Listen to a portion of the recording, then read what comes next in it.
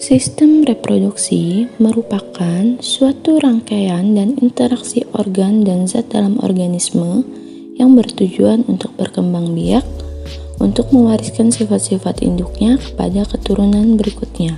Atau secara mudahnya, sistem reproduksi merupakan sistem organ seksual dalam organisme yang bekerja sama untuk tujuan reproduksi seksual.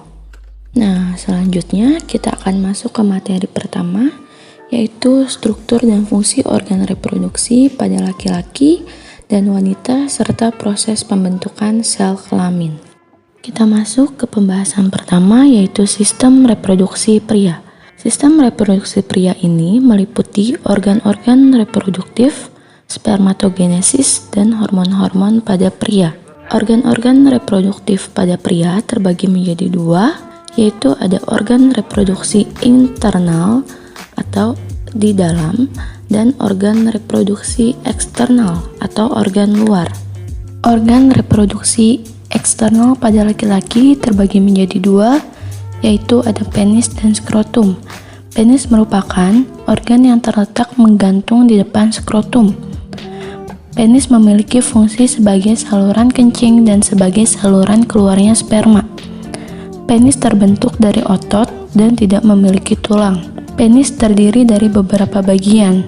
Yang pertama ada foreskin atau bagian kulit yang menutupi bagian glans dan merupakan bagian yang biasanya dihitan atau disunat.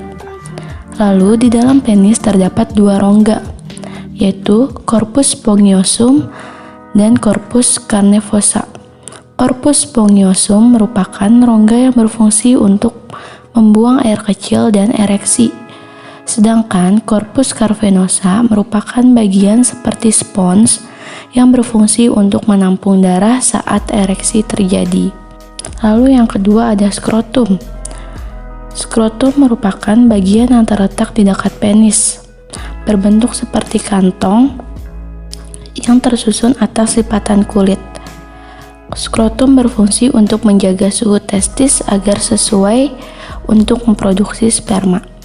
Biasanya suhu pada skrotum berada di bawah dari suhu tubuh pada normalnya. Pertanyaannya, bagaimana sih cara skrotum untuk mengatur suhu testis tersebut agar tetap sesuai pada suhu normalnya? Organ reproduktif internal pada pria. Organ reproduktif internal pada pria terdiri dari gonad yang menghasilkan sperma dan hormon reproduktif serta kelenjar aksesoris. Organ reproduktif internal yang pertama ada testis. Testis memiliki dua fungsi, yaitu sebagai penghasil sperma dan juga merupakan organ endokrin. Testis terletak menggantung pada urat-urat spermatik di dalam skrotum. Testis dikelilingi oleh beberapa lapis jaringan ikat dan terdiri dari banyak saluran yang menggulung. Saluran tersebut adalah tubulus seminiferus yang berfungsi sebagai tempat sperma terbentuk. Di antara tubulus seminiferus tersebar sel-sel Leydig yang berfungsi untuk menghasilkan testosteron dan androgen lainnya. Lalu yang kedua ada ductus atau saluran reproduksi.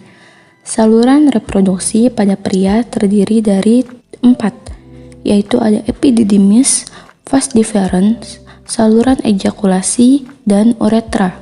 Yang pertama adalah epididymis.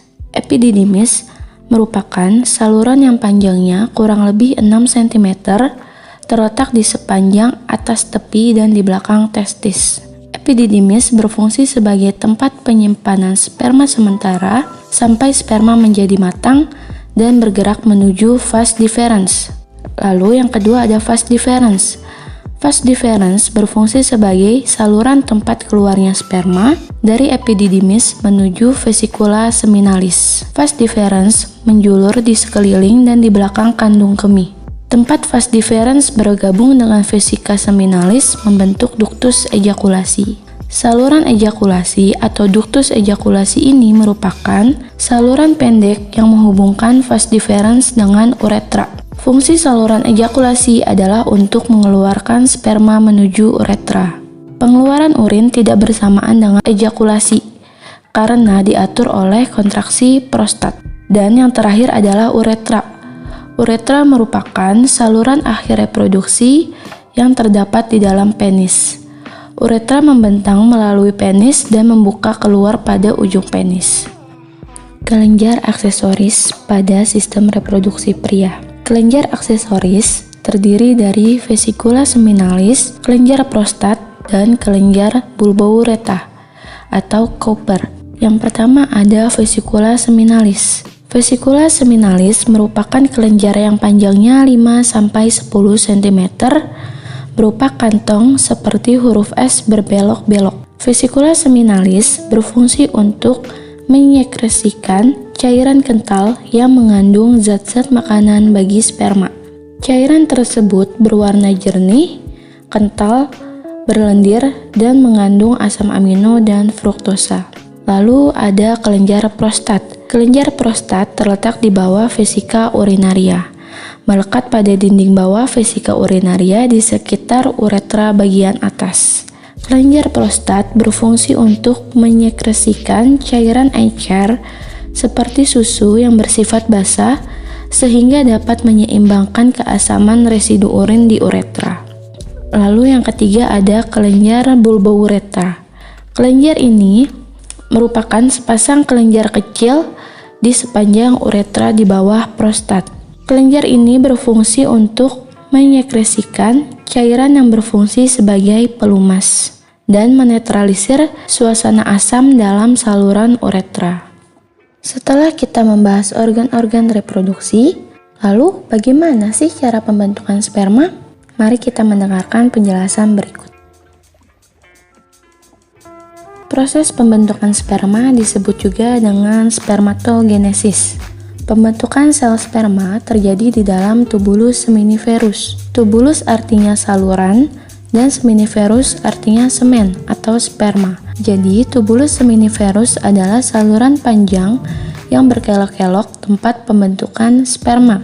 Proses pembentukannya terjadi saat tubulus seminiferus yang mengandung banyak sel epitel germinativum yang berukuran kecil yang dinamakan dengan spermatogenia, yang terletak di dalam 2-3 lapisan di pinggir luar epitel tubulus. Proses pembentukan sperma terjadi secara bertahap, dimulai dari sel induk sperma yang disebut spermatogonium yang bersifat diploid atau 2N, mengalami pembelahan secara mitosis membentuk spermatosis primer. Selanjutnya, spermatosit primer mengalami pembelahan meiosis tahap 1 yang membentuk menjadi 2 spermatosis sekunder yang bersifat haploid. Spermatosit sekunder kemudian mengalami pembelahan meiosis tahap 2 membentuk spermatid yang bersifat haploid. Akhirnya, spermatid tersebut mengalami diferensiasi atau perkembangan sehingga terbentuk 4 sel sperma atau spermatozoa yang matang. Proses pematangan spermatid menjadi sperma yang terdiri dari kepala, leher, badan, dan ekor disebut dengan spermiasi. Hormon-hormon pada sistem reproduksi pria. Testosteron. Testosteron merupakan hormon yang disekresi oleh sel-sel interstisial Leydig yang terdapat di antara tubulus seminiferus. Hormon testosteron sangat berkaitan erat dengan pubertasnya seorang laki-laki, karena hormon ini juga merupakan hormon yang berkaitan dengan pengembangan sifat-sifat kelamin sekunder, seperti tumbuhnya jenggot, suara lebih berat, dan pembesaran genitalia. Yang kedua ada LH atau luteinizing hormone. Hormon LH disekresi oleh kelenjar hipofisis anterior dan berfungsi untuk menstimulasi sel-sel Leydig untuk mensekresi testosteron.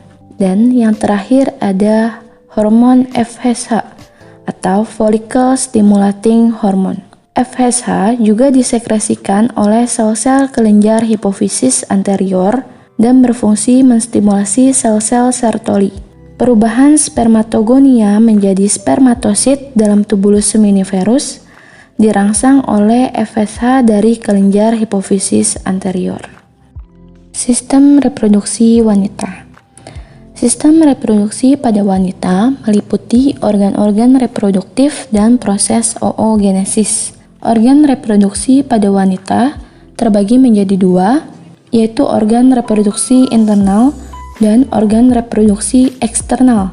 Organ reproduksi internal pada wanita terdiri dari ovarium dan saluran reproduksi, sedangkan organ reproduksi eksternal pada wanita terdiri dari vulva. Organ reproduksi eksternal pada wanita terdiri dari vulva dan labium. Vulva merupakan celah paling luar dari organ reproduksi wanita yang dibatasi oleh sepasang bibir. Kedua bibir ini disebut dengan labium. Labium atau labia terdapat dua macam, yaitu labia mayora yang berfungsi untuk membungkus dan melindungi vulva, dan labia minora, yaitu sepasang lipatan kulit tipis yang membatasi bukaan vagina dan bukaan uretra. Gabungan dari kedua labium tersebut pada bagian atas membentuk tonjolan kecil yang disebut klitoris. Klitoris merupakan sebuah jaringan erektil yang dapat mengeras dan tegang dan mengandung banyak saraf. Di dalam vulva bermuara dua saluran, yaitu saluran urin dan saluran reproduksi atau vagina. Organ-organ reproduksi internal pada wanita. Organ reproduksi internal pada wanita terdiri dari dua, yaitu ovarium dan saluran reproduksi. Ovarium atau gonad perempuan berjumlah sepasang.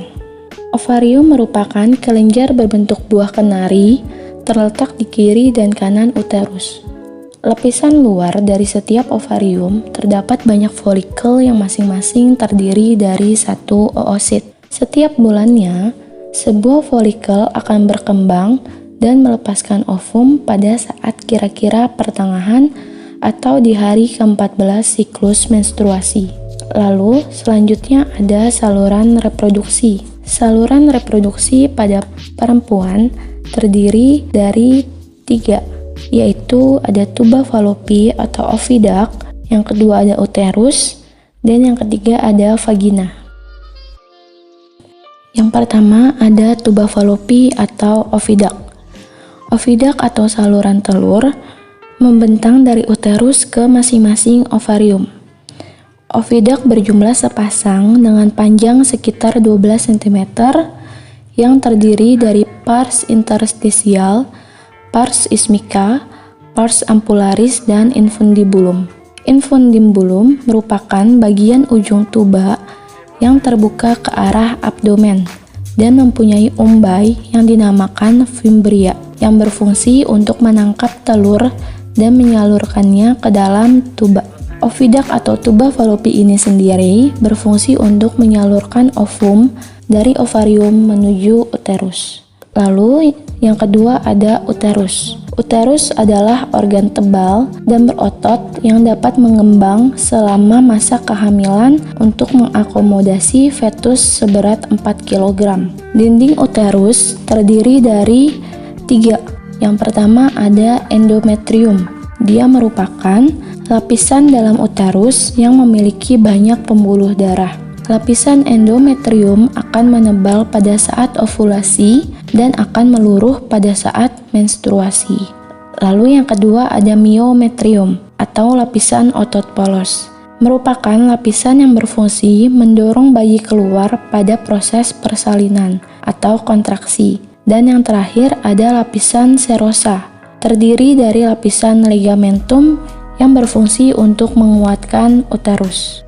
Uterus berfungsi sebagai tempat perkembangan zigot apabila terjadi fertilisasi. Yang ketiga ada vagina.